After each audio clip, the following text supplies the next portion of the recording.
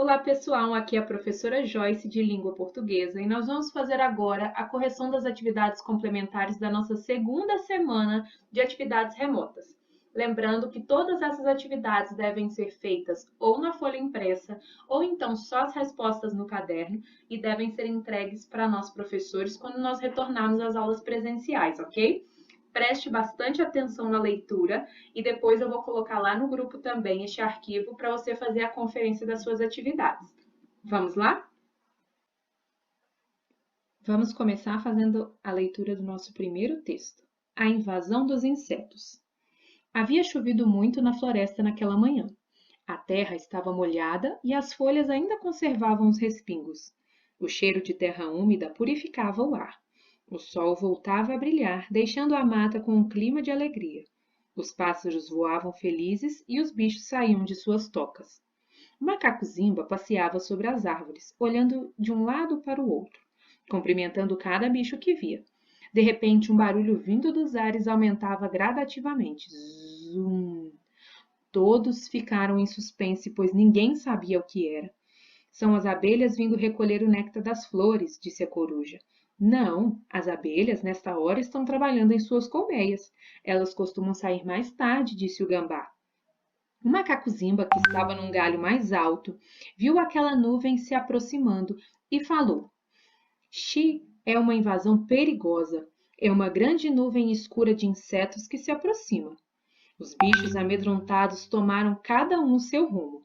Esconderam-se o mais depressa possível. O jacaré mergulhou nas águas do riacho, a tartaruga escondeu-se em seu casco, a capivara saiu de fininho, dizendo que tinha que cuidar dos seus filhotes. A girafa, com o seu pescoço comprido, tentava ver o que se aproximava e ao mesmo tempo corria para se esconder entre os arbustos. Só Simão, o macaco, não se assustou. Ficou ali parado no galho alto, vendo aquilo se aproximando. O barulho ia aumentando cada vez mais, até que surgiu uma nuvem de formigas tanajuras, que deu várias voltas ao redor de Simão e voou para outro lado. Parecia que estavam felizes com o aparecimento do sol que clareou a floresta. Após cessar o barulho, cada bicho saiu de seu esconderijo, com um grande desapontamento olhando para Simão, que se manteve ali quieto e calado, deixando todos curiosos em saber do que se passava ali minutos atrás. Graça Batitucci é a nossa autora. Agora nós vamos para a correção das nossas atividades. Atividade número 1. 1.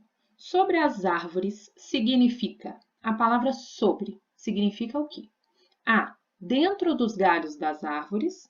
B. Embaixo das árvores. Ou C. Em cima das árvores. Nós sabemos que sobre é a mesma coisa que estar em cima. Então, número 1, letra C. Número 2. Ficaram em suspense. É o mesmo que A. Ficaram ansiosos com o que estava acontecendo. B. Ficaram surpresos com o que estava acontecendo. Ou C. Ficaram com medo do que estava acontecendo. E aí, o que vocês acham que é esse suspense? O suspense, nós vamos dizer que era a ansiedade deles com o que estava acontecendo. Porque quando a gente está vendo um filme de suspense, antes da gente ficar com medo porque o monstro nem apareceu ainda, sabe aquela sensação que alguma coisa vai acontecer, aquilo vai dando um frio na barriga e a gente fala que isso é a ansiedade do que vai acontecer. Então, número 2, letra A. Lembrando que depois eu vou colocar lá em cima as respostas, ok? 3. Saíram do esconderijo com grande desapontamento. Desapontamento significa o quê? Que eles saíram do esconderijo com grande entusiasmo, com grande decepção ou com grande satisfação. Nós podemos dizer que esse desapontamento é o mesmo que decepção. Por exemplo, eu queria ganhar um presente, mas eu não ganhei, eu ganhei uma outra coisa que eu não esperava. Eu posso ficar desapontado, e desapontado é a mesma coisa de decepcionado, ok? Então, número 3, letra B. Número 4. Ele se manteve quieto e calado, quer dizer agitado e tagarela, letra A. Pensativo e medroso, letra B. C. Calmo, sem dizer nada, Isso mesmo, não é? Se ele ficou quieto e calado, a gente pode dizer que ele ficou calmo e sem dizer absolutamente nada, ok? Essas foram as primeiras atividades do nosso primeiro texto. Agora nós vamos para o segundo. Vamos agora fazer a leitura do nosso texto 2. A Pardoquinha Gulosa. Rosinha, a Pardoquinha, gostava muito de bisbilhotar. Vai sempre à casa da Andorinha somente para observar. Prendada como ela só, Cacilda a Andorinha, sempre nos finais de semana, faz pasteizinhos e empadinhas. Rosinha não resistiu e dirigiu-se para a cozinha, sem fazer nenhum ruído. Já estava dentro da cestinha, saboreando as apetitosas empadinhas. Cacilda, bem de mansinho, apareceu de supetão. Nada disso, folgadinha. Minhas empadinhas você não bica, não. Amedrontada a Padoquinha. Que é isso? Que é isso? Mas mesmo assim saiu voando, levando no bico uma empadinha. Graça Patitucci. Compreensão do texto. Número 1. Qual é o título do texto? A nossa resposta já está escrita aí. O título do texto é A Pardoquinha Gulosa. Número 2. Quem é o autor do texto? Resposta: o autor do texto é Graça Batitucci. Número 3. Quantas estrofes tem este poema? A nossa resposta é: a poesia tem 5 estrofes. Vou relembrar para vocês como é que a gente faz para contar as estrofes. Cada linha dessa eu chamo de linha mesmo. Não é isso que a gente está querendo contar dessa vez. As estrofes são os conjuntos de linha. Um conjunto de linhas forma uma estrofe. Então, eu posso contar quantas estrofes tem. Normalmente, entre as estrofes, nós temos um espacinho igual esse aqui, tá bom? Então, nós temos 1, 2, 3, 4, 5. Mas, professora, e esse aqui de cima? Se a gente ler o texto, nós vamos perceber que estas frases aqui em cima não são uma nova estrofe. Elas fazem parte desta estrofe aqui de baixo, tá? Então, nós temos 5 estrofes, ok? Número 4. Qual é o tema do texto? Sobre o que o nosso texto está falando? Resposta: o texto fala sobre a Pardoquinha, que pegou as empadas da Andorinha. Número 5. Quais são os personagens da história? Vamos lá, nossos personagens. Nós temos dois personagens, né? Duas personagenzinhas. A Pardoquinha, que é a Rosinha, e nós temos a Andorinha Cacilda. Os personagens da história, então, são a Pardoquinha Rosinha e a Andorinha Cacilda. Número 6. Era para vocês procurarem no dicionário o significado das palavras que estavam em negrito. Nós temos as palavras bisbilhotar, prendada, resistiu, ruído, apetitosa, supetão e amedrontada. Vamos lá ver o significado dessas palavras. Bisbilhotar é o mesmo que falar rumores, revelar segredos, buscar ou criar intrigas. A gente pode falar que bisbilhotar é quem fica xeretando nas beiradas, observando as coisas nos cantinhos. Prendada, habilidosa, é alguém que faz uma coisa muito bem feita, que tem jeito para alguma coisa. Resistiu, é aguentar-se. É quando você quer comer muito aquele bolo de chocolate, mas você fala que não, porque senão você vai engordar. Você resistiu à vontade, você se aguentou. Ruído é a mesma coisa que barulho. Apetitosas é o mesmo que gostosas. Supetão é de surpresa.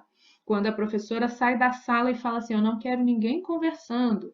De repente, a professora aparece de surpresa. Ela apareceu de supetão e pegou todo mundo conversando. Não é assim que acontece? Então, amedrontada é o mesmo que assustada, ok? A nossa número 7 dizia assim: circule no texto as palavras com NH e escreva-as abaixo em ordem alfabética. Se você imprimiu a atividade, dá para você circular. Se você não imprimiu, não tem problema. É só você escrever na ordem alfabética, tá bom? Que eu já vou considerar tudo certinho. Não precisava copiar o texto. Nossa ordem alfabética ficou a seguinte, confere o de vocês.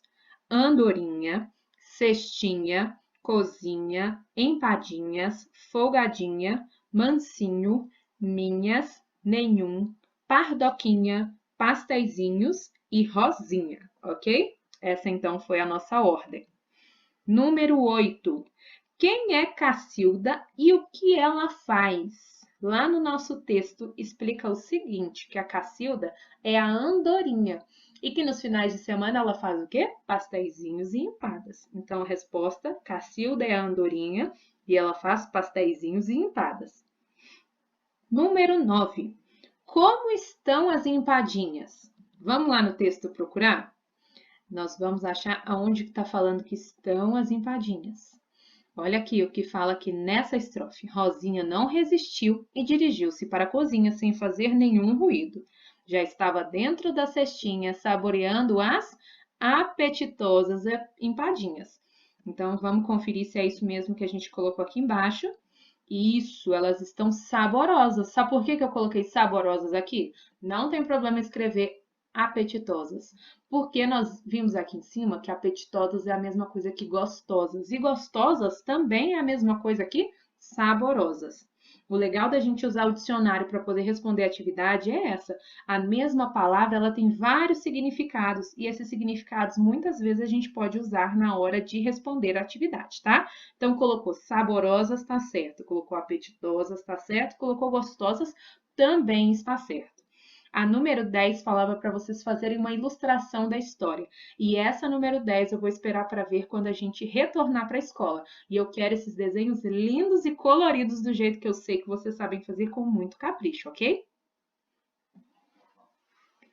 Eu não poderia terminar o nosso vídeo sem mostrar para vocês quem é a pardoquinha.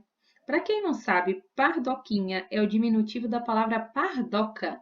E pardoca é a fêmea do pardal, que é esse passarinho que vocês estão vendo aí. Essa daí é a nossa pardoquinha. É sempre importante a gente procurar no dicionário todos os significados das palavras que a gente não conhece. E muitas vezes essas palavras podem ter a ver com os nossos personagens. Então, esse passarinho bonitinho aí que vocês estão vendo é a pardoca, que é a fêmea do pardalzinho, que é a nossa pardoquinha.